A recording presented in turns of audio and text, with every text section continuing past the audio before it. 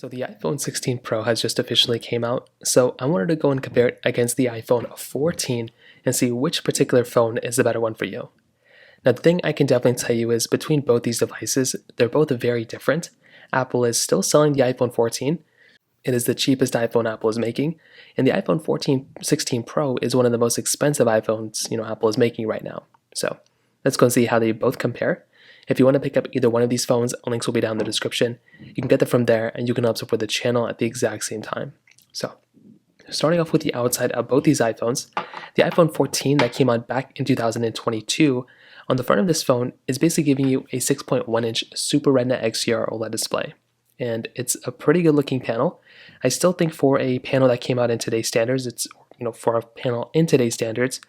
not bad. It's a 60 hertz panel. It doesn't get super bright, but it's good enough, I would probably say, for the average person. You do get the notch up top, which is very annoying, and a little bit more bezel that's more pronounced on this phone than maybe some other phones, but it's not the worst panel of all time, and I still think it looks like pretty good for the most part.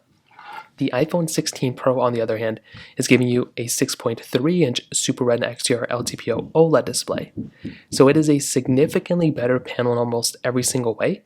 You're getting a 120 hertz panel. It has the dynamic island, which is supposed to look better, less bezel, and it's also 120 hertz, and it gets brighter. So it is exponentially a better panel in almost every single way. The iPhone 14 is not terrible, but this iPhone, I would say in almost every single way you can imagine, is a better screen for sure. For the rest of the body, I almost dropped my 14. Both these phones are flat-sided, so they both feel kind of the same for the most part. You have the volume buttons here. You do have the action button on the iPhone 16 Pro, which is pretty cool. The iPhone 14 does not have it, just has a ringer, switch right here. On the bottom, this is a pretty big change as well. You have a lightning port on the bottom of the iPhone 14. With the iPhone 16 Pro, you're basically getting that USB Type-C port. So this is in and of itself a pretty big change. Being able to have USB-C, I think, is a really nice feature, and just this in and of itself could be that big massive reason for you to upgrade from an iPhone 14 to an iPhone 16 Pro. But the iPhone 15s also had it. What the iPhone 15s didn't have is the camera button right here. So the 14s didn't have it, the 16s are the first one to bring it. So that is a really nice feature to basically have inside of your 16 Pro.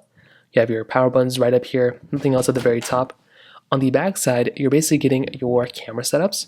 So dual camera setup on the iPhone 14, triple camera setup on the iPhone 16 Pro, frosted glass back that feels better on the iPhone 16 Pro, standard glass back on the iPhone 14. You're getting wireless charging on both, you're getting MagSafe capability on both as well, IP certification as well on both, and overall, I'd probably tell you both phones look and feel fairly good, right? They both feel, a little bit different.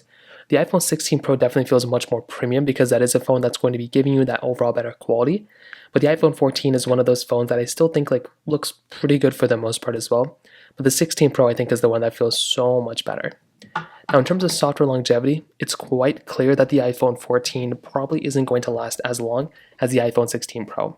And that's kind of just what ends up happening. If you're wanting the phone that's going to last a longer period of time, it's probably going to be something like the iPhone 16 Pro. The 14 is probably still going to be lasting another 4 years, probably, maybe a little bit more. So this one still has a lot more updates ahead of it. This phone's not going anywhere anytime soon. But quite clearly, it's almost quite obvious. A phone like the iPhone 16 Pro is going to be the one that's going to probably, last a longer period of time than the iPhone 14. So that kind of covers it up there as well. Now let's go and do a speed comparison between both these phones. The iPhone 16 Pro has that Apple A18 Pro chip inside of it with 8 gigabytes of RAM. But the iPhone 14 has that Apple A15 Bionic chip inside of it with 6 gigabytes of RAM. So let's go and see which one's the faster phone between both. Okay, there we go. All the apps are cleared out in the background except for this one. So let's get into it. Phone calls 3, 2, 1. Okay. Music 3, 2, 1. Okay, let's go and do App Store 3, 2, 1. Okay, the iPhone 16 Pro is faster, iPhone 14 a little bit slower, and even just scrolling through, you can kind of see that the iPhone 16 Pro is actually, smoother overall to, get in and out of app compared to the iPhone 14. Clock 3, 2, 1. Okay, mail 3, 2, 1. About the same thing. Photos 3, 2, 1. Perfect. Camera 3, 2, 1. Okay, nothing crazy there. Apple TV 3, 2, 1. Okay, so far the 16 Pro has been better in almost every single way that I can see so far, even in small apps like that one. Let's go and get into something else. Let's go into Files 3, 2, 1. Again, almost every single way you can imagine, something like the iPhone 16 Pro is probably going to be the faster one, as it should be, right? The iPhone 16 Pro, you're spending more money on, so it should be better overall than the iPhone 14. This is also on iOS 18 as well, so they're both on the same version of software. Tempo Run 2, 3, 2, 1. Now, this type of game is always not the biggest, most intense game of all time, but it's always an interesting game to test out because it's a pretty popular game at that, which is very, very important.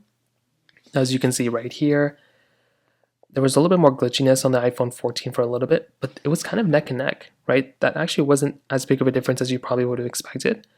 Clicking play down here, let's see if there's a big difference or anything like that, which I don't think there is going to be. Which is probably the same thing. Hopping out of here, let's get into some more. Facebook 321. Okay, this one's logged in, so it's a little different. Stack 321. And with this one, iPhone 16 Pro again was a faster one there. I'm going to hear Snapchat 321. Like every single application so far has been doing pretty good. Now, is it like a big difference? I don't know if it's like the biggest difference of all time, but there are some slight differences here and there, which is actually really nice to see. Like so far, something like the 16 Pro has been doing a really good job, some glitches on both, but I feel like this type of phone has been doing really, really good.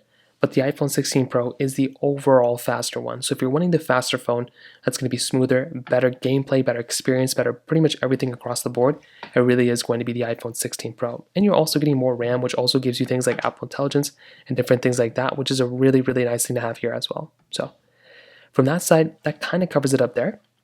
Now, in terms of the cameras on the back side, you're both getting a little bit of a different type of camera setup. The iPhone 14 is giving you a dual camera setup, a wide and an ultra-wide lens. The iPhone 16 Pro is giving you a wide ultra-wide telephoto lens. So you're both getting a little bit of a different type of camera setup on both, 4K at 60 on the front and the back, but the iPhone 16 Pro does have the capability of giving you, that 4K at 120 frames per second. Now, between both these cameras, you can kind of see for yourself. I mean, for the iPhone 16 Pro, the added advantage is that you do have this dedicated camera button right there, which is genuinely very nice. As you can see, you can use this camera button to zoom in and out. For zooming in and out capability, though, the iPhone 14 could zoom in 5x. The iPhone 16 Pro can zoom in 25x. So this in and of itself is a very big difference. Like having that amount of zooming in is insane. You're getting video mode, which is really, really cool. 15x zoom here, 3x zoom here. You're getting cinematic mode here as well, which is really, really cool. You're getting slow mode, time lapse, a lot of stuff here all throughout, spatial video and photo inside of the iPhone 16 Pro, which is also a very nice thing to have. So I do like having a phone like the iPhone 16 Pro. It holds up very, very well from that particular side. But I still think the iPhone 14 is still a very interesting device as well. So overall, what I'll tell you is, if you're going to go and pick up a phone, you might as well go buy something like an iPhone 16 Pro, right? This is a significantly better phone in almost every single way. And that is kind of the phone that makes a lot more sense for the everyday person to go ahead and buy. So if you're going to go and pick up a phone, it makes a lot of sense to go ahead and buy a phone like the iPhone 16 Pro. I do think probably for everyone else, though, a phone like the iPhone 14 makes a lot of sense for a lot of people to buy as well. I mean, this is $599, not the most expensive phone of all time, but it's a very good device, and I do like this phone a lot. So if you're going to go ahead and buy a phone, this is a very solid option. But I do think, again, if you have all the money in the world, please go ahead and buy something like the iPhone 16 Pro, right? Or you could stay in between here and buy something like an iPhone 15 Pro. I think a 15 Pro is a very good phone. I like this phone a lot, and I would probably recommend purchasing a device like this even more so than even like, these ones if you want a cheap, really good phone. So in terms of that kind of covers it up there. If you have any other thoughts or questions, please let me know in the comment section below. Hit the like button, that would mean so much, but definitely hit that subscribe button. More importantly than everything else, I love every single one of you guys. Hopefully I'll catch you guys in the next video. Peace out till then.